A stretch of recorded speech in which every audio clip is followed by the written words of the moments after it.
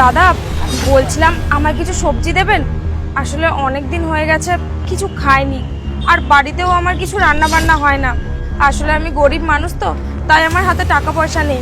আপনি যদি কিছু সবজি দিতেন তাহলে আজ আমি বাড়িতে গিয়ে রান্না করে পেট ভরে খেতাম।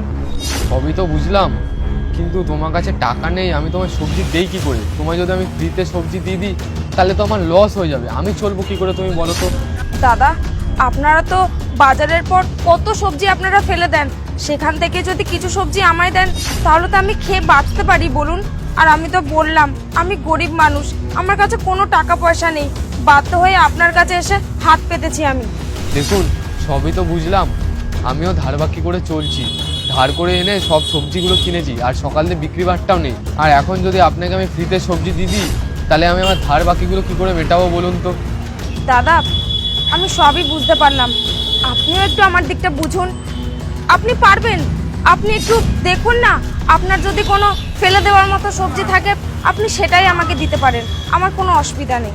ঠিক আছে, আপনি যখন এত করে বলছেন তাহলে কিছু সবজি নিয়ে যান। এই নিন ধরুন।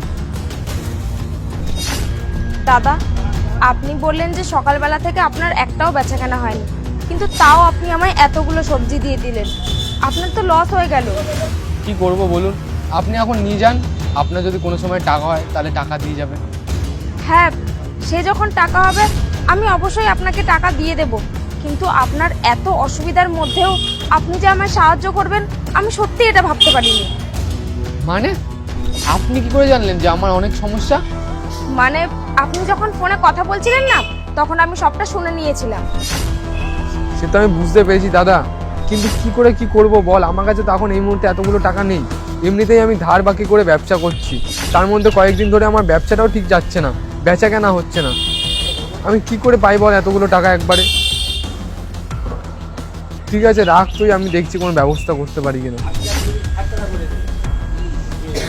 হে ভগবান, মায়ের অপারেশন করাতে গেলে কতগুলো টাকার প্রয়োজন, আমার বেচা কেনা হচ্ছে না, ধার বাকি হয়ে রয়েছে, সেগুলোও শোধ করতে হবে। আমি কোথায় যাব ভগবান, তুমি কিছু একটা উপায় বের করে দাও আমায়। এ কি, ছেলেটাকে দেখে তো মনে হচ্ছে ও বিপদে পড়েছে, আর মায়ের চিকিৎসা বলছে।